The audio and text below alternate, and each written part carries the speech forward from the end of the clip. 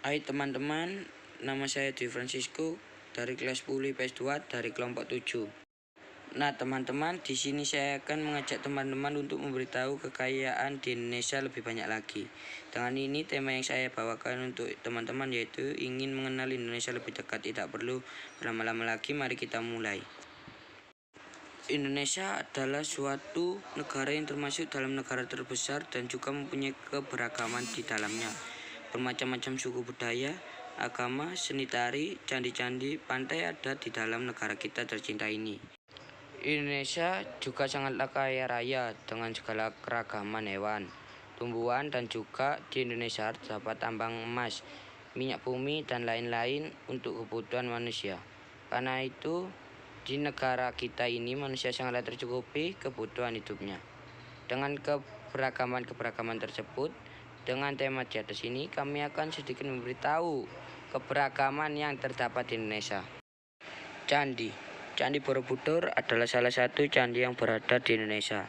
Bahkan Candi Borobudur disebut sebagai candi terbesar di dunia menurut laman Kementerian Pariwisata.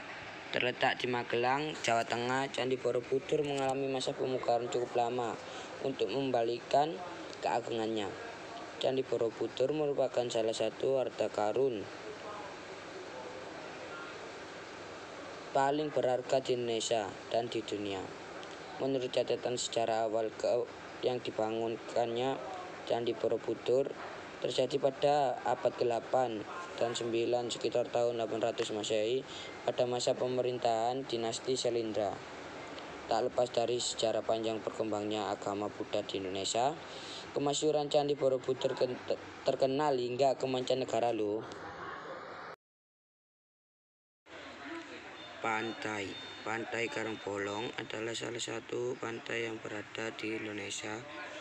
Nama Karangbolong diambil dari sebuah batuan karang yang cukup besar di tepi pantai ini, di mana bagian tengahnya berlubang atau bolong. Karang yang bolong ini dipercaya sebagai jalan masuk menuju istana gaib yang ada di wilayah Banten. Pantai Karangbolong merupakan kawasan pesisir yang berlokasi di Desa Karangbolong, Karangsuraga, Kecamatan Cinangka, Serang, Banten.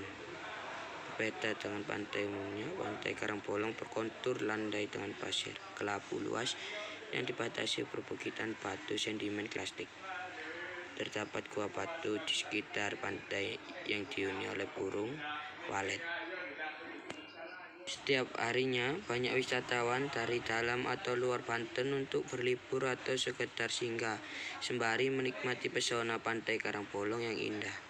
Tapi Pantai Karangbolong ini tidak cuma keindahannya loh. Di pantai ini juga terselimuti dengan legenda. Menurut legenda, Pantai Karangbolong masih masuk di wilayah kekuasaan Nyai Roro Kidul, dipimpin oleh seorang abdi kinasi yang bernama Prabu Rakata. Konon ketika masa peradaban Hindu-Buddha di Nusantara masih berjaya, pantai ini adalah tempat untuk mencari berbagai ilmu kedikdayaan oleh ksatria. Itulah sedikit kisah dari Pantai Karangbolong. Yang ketiga, seni tari. Tari piring adalah tari tradisional yang berasal dari Minangkabau, tempatnya dari kota Solo, Provinsi Sumatera Barat. Nama tarian ini berasal dari bahasa Minangkabau dan mempunyai keunikan seperti halnya tari payung yang juga berasal dari budaya Minang. Gerakan dan profesi yang digunakan penari membuat tarian ini sangat populer dan diminati masyarakat Indonesia. Bahkan masyarakat mancanegara juga turut mengagumi. Oleh sebab itu, Indonesia patut berbangga dengan segala bentuk kebudayaan yang dimiliki di setiap wilayah Nusantara. Sebab hal tersebut turut menjadi identitas dan kekayaan bangsa. Tari piring adalah tari adat yang berasal dari Minangkabau, tempatnya dari Solo, Sumatera Barat. Diperkirakan tarian ini telah ada sejak 800 tahun yang lalu. Pada zaman dahulu, tarian ini dilakukan sebagai ritual ucapan syukur kepada para dewa atas berkah hasil panen yang melimpah.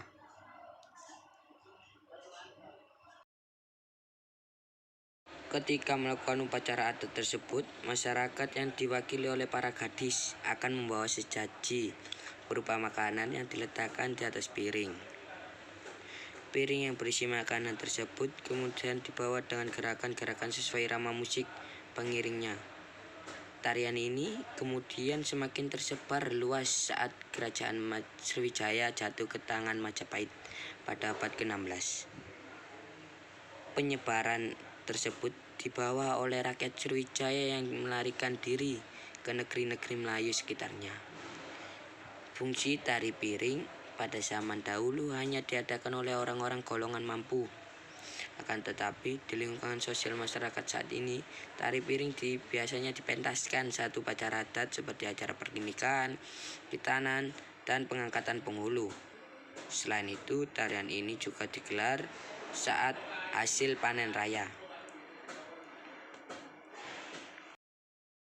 Nah teman-teman, buat yang suka menjelajah atau yang hobinya traveling, pasti akan mudah berkunjung ke tempat-tempat yang saya ceritakan tadi. Banyak cara yang bisa dilakukan untuk sampai ke tempat yang kita tuju. Dengan adanya peta, kita bisa mencapai tujuan dengan baik. Peta merupakan seluruh atau sebagian gambaran keadaan permukaan bumi yang ditampilkan pada bidang datar dengan perbandingan atau skala tertentu.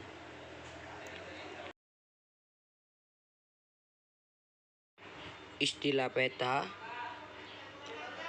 berasal dari bahasa Yunani yaitu mapa, yang berarti taplak atau kain penutup meja.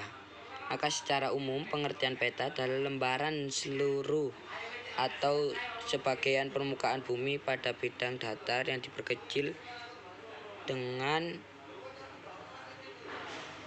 menggunakan skala tertentu. Fungsi peta juga adalah memberikan informasi posisi atau letak daerah tertentu di permukaan bumi. Dengan membaca peta, kita menggunakan lokasi relatif suatu wilayah yang kita lihat, menunjukkan informasi tentang ukuran dan arah suatu tempat di permukaan bumi, memberikan informasi tentang bentuk-bentuk permukaan bumi seperti mancanegara, seperti negara, benua, gunung, sungai, dan lain-lain, sehingga dimensi dapat terlihat dalam peta. Menyajikan data tentang potensi suatu daerah, misalnya Pulau Kalimantan memiliki banyak daerah tambang dan Pulau Jawa memiliki banyak persawahan, mempermudah penelitian, menganalisasi kondisi daerah yang akan diteliti sebelum melakukan penelitiannya. Di antaranya, mengetahui ketinggian suatu wilayah, pola curah hujan, dan kelembapan suatu daerah. Itulah beberapa keberagaman dan sedikit pembelajaran yang ada di Indonesia. Dengan cerita ini, kami harap teman-teman semua bisa mengetahui lebih lagi mengenai kekayaan Indonesia ini ya. Dan juga terima kasih banyak dan teman-teman karena sudah mendengar cerita saya. Sampai jumpa.